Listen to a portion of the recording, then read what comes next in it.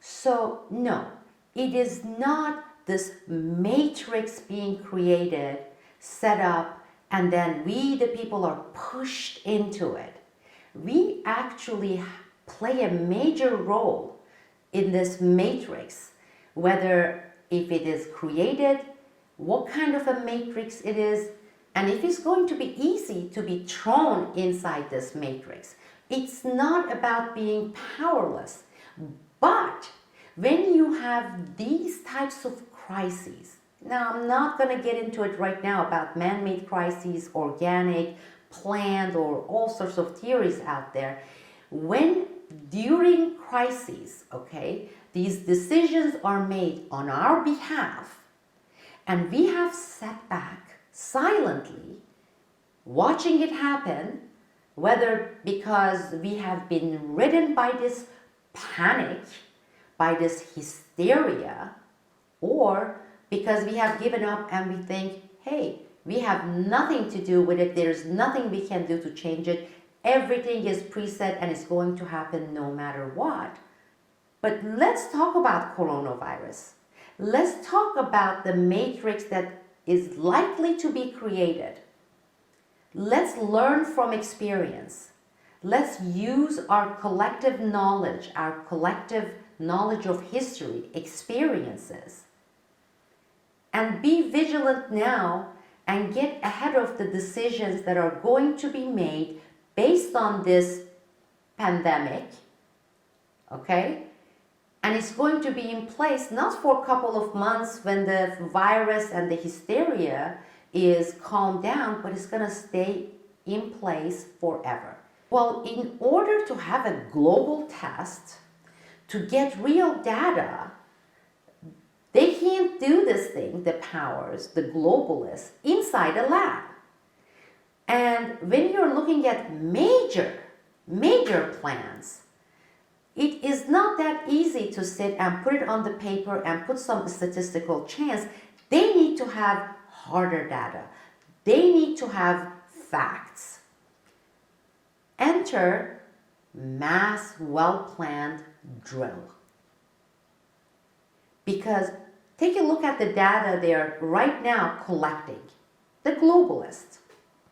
They know exactly how many percent of people in country A, country B, country C gave into panic, hysteria. You know, I'm not talking about only toilet paper buying. All these behaviors, they are observable and they are real factual data. It's not guesswork. It's not statistics. With surveys, it's like surveys out there saying how many are willing right now to take the coronavirus flu shot without it being the vaccination, without being mandatory. They're gathering that data right now. When you start thinking this way, then you know that you and I, we the people, we are not just the observers here and the things are happening to us and we are being thrown inside this matrix set for us. Our reaction today, our way of thinking, going to determine how hard things are going to be pushed, how far they are going to be pushed. Knowing that alone should provide us with enough incentive to say, don't give them that. And get ahead of it. We're going to live in it. This matrix has to do with us. Don't have them determine it for us. Don't act as if they are determining it for us. Be vigilant. Engage in critical thinking. And don't feel powerless. And this time is global. Many countries, whether it's going to be their Congress, like in the United States, or a parliament, or their dictator, or their semi-dictator, everyone, those people in power are looking to see how they are going to use this coronavirus and the related hysteria, the related panic, and quickly put in place things that will be permanent, whether they are police state practices, whether they are business profit related moves. Pay attention now. You don't want to come into the picture later. So let's talk about that. Really, let's talk about that.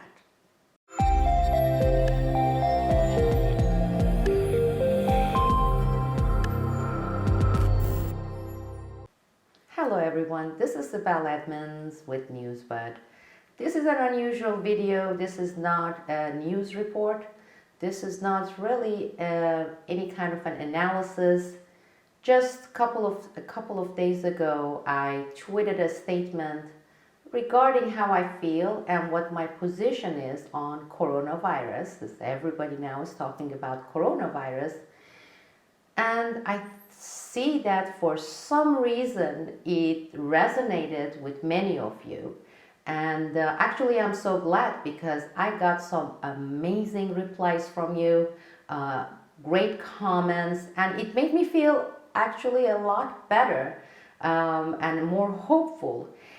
This video, this session is just a casual chat, and during this conversation I'm going to give you my humble opinion about what is important, what are the important things we need to be paying attention to.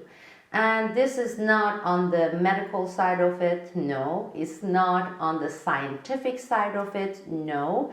It is mainly the political aspects of it, the societal aspect of it, and the kinds of warnings that people should be paying attention to on what the consequences can be. And we see some of the signs, a few of these signs already glaringly, but also to remind ourselves to remember the fact that we, the people, we play a role. And usually I see these videos or conversations on the social media that takes it as if the matrix we are in is completely made, set up, and put in place, and we are just placing it and we have nothing to do with it. I want to talk about the fact that no, actually, we actually influence the matrix. No matter how powerful certain interests, you don't make decisions during panic, fear, in the midst of crisis, when you're overridden by or bombarded by all different types of information. And as we know with the media, creating this panic fear factor. Usually the decisions we make or the decisions we accept happen to be the worst ones in our lives, and they prove to be really bad. Why? Because this is when we step out of that rational zone, logical thinking, critical thinking, and we engage in knee-jerk reaction, panic-induced reaction, and that's not the time to make decision. It's not a good time for those types of long-term decisions for us, and certainly it is not for our political heads, no matter where you are in the world, which country you are in, whether it's the Congress in the United States, whether it's the Parliament in the United Kingdom, it doesn't make a difference. During crisis, hasty decisions with long-term consequences and passing laws is not a good idea. I'm not talking about certain measures and regulations that has to do with an issue that is temporary. And as long as it is dated, it is said that it is going to be temporary for 2 months and it's going to automatically expire. A good example of this would be vaccination. Okay, a lot of major players are talking about vaccination for coronavirus. And I just read the headline, in fact it's right here, and it says, "We've got the vaccine," says Pentagon-funded company, and this is a company in Canada fully funded by Pentagon. So they are saying that they came up with this method that would allow them to create this vaccine based on the genetic code that was given to them on this particular coronavirus, and it will be out with FDA approval pending very soon. Okay, we all expected that. All right. Now, how long are these companies going to test this? The long-term consequences of such vaccines? Well, your guess is as good as mine. The important thing about this is those of us who are rational, and when I say those of us who are rational about this coronavirus thing, I'm talking about people who consider and reconsider all the other hard facts, data, statistics, to put this whole coronavirus case, the issue, in perspective. Is it really that dangerous and deadly? Let's look at the number of deaths. Let's compare it to other flus. Let's compare it to other causes of death. And let's look at who are the people who are getting infected. How many percent of them actually are dying? That helps us put this entire case of coronavirus in perspective. So that's the first step we should be taking. We should be all engaged in that. And then take a deep breath and maybe even a smile, because just the whole action of engaging in some smile, even if it's forced, already lifts some other gray black clouds and makes you actually think clearer. And then say, this is really getting blown out of proportion. And the reaction to this particular case is completely out of proportion based on data, based on facts, based on the readily available statistics. So that's the first step to do. The second is be alert and vigilant, not only about, I'm going to catch coronavirus and here's what I should do. What kind of decisions will be made on your behalf that you and I, all of us, will be living with consequences for a long time? I remember with the 9/11, it happened, it took place, and within a couple of weeks, we started passing laws like Patriot Act. We changed our constitution, replaced it with police state practices. We legitimized practices that we never thought we would ever see implemented in the United States. It happened very quickly. Some people wanted it to happen very quickly. When people are ridden by panic, ridden with fear, they are hysterical. They want to see action, any kind of action. And during this moments of crisis, put in place laws that within a month or year will come to look at and say, whoa, what happened here? Look, 18 years later and they are still in place. Let's use that experience. Let's use that as a very good example. Let's learn from experience, because during this hysteria, and media also constantly fanning it, actually creating it to a certain degree, there will be passing laws.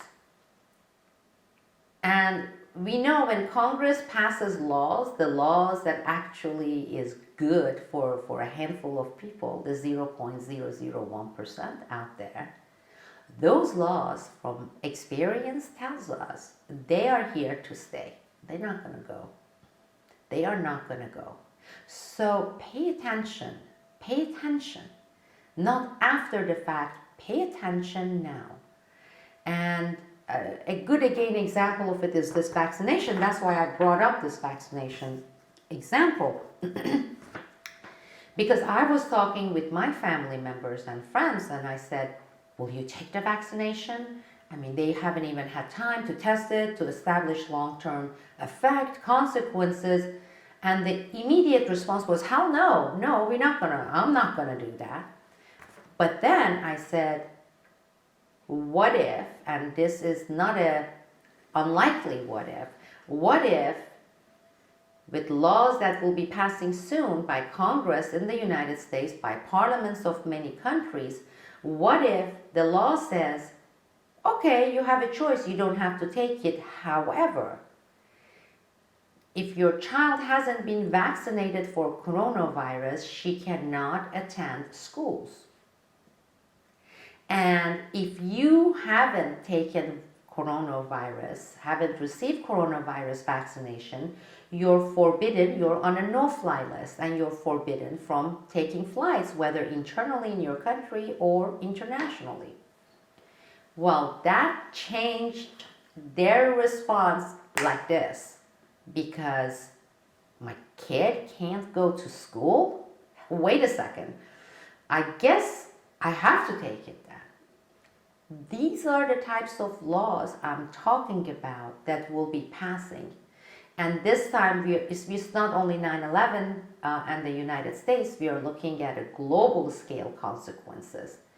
Each country's power, each country's government is going to use, utilize, misuse, and abuse coronavirus. And same with the political class, the elite, and they are going to put in place these types of conditions and laws. And it is not going to do any good if you were to scream about it later. It is not going to do any good if we go back and regret later. This is the time to pay attention. This is the time to be vigilant. This is the time, whether it's going to do much good or not, to place pressure, put pressure on your representatives in whatever countries you're in. Don't be this very silent minority. I'm talking about the rational people, and I'm sorry, I consider them to be the minority. Don't be the silent minority. Raise your voice now. Be vigilant now. You don't want to face the consequences after the fact. That pretty much wraps up what I wanted to talk about. As I said, I see a lot of sites. Yes, we have the media. They are putting out all the stuff on coronavirus and the fear factors. And then we have, of course, the other group. They consider themselves independents or alternative medias, and they are churning up one theory after another theory without the education, without the expertise. And they are actually pumping more fear. And they put out these things saying, oh, this is being done by Soros, or this is being done by Trumpsters, or this is being done by Rockefellers. It's for this. It's already high, at the high level. The panic, the confusion by the majority. Don't fan it by putting BS and destructive content out there. Let's put aside everything. I'm not a scientist. Probably majority of you who are right now watching this, you are not. I'm not talking about the medical aspects. Let's talk about based on our collective experience. Let's talk about this based on our knowledge of collective knowledge of history. Let's engage in critical thinking, rational thinking, logical thinking process, and question things. Be vigilant about the decisions that are going to be made on our behalf in various countries, in where we live. And let's try to unite regardless of our parties or nationality or race or gender, and say, let's form a cohesive, united front and do the best that we can to prevent another Patriot Act, a souped up Patriot Act, something that we have to live with and our children are going to live with. It's going to go beyond, probably it's going to go beyond the pat downs in the airports.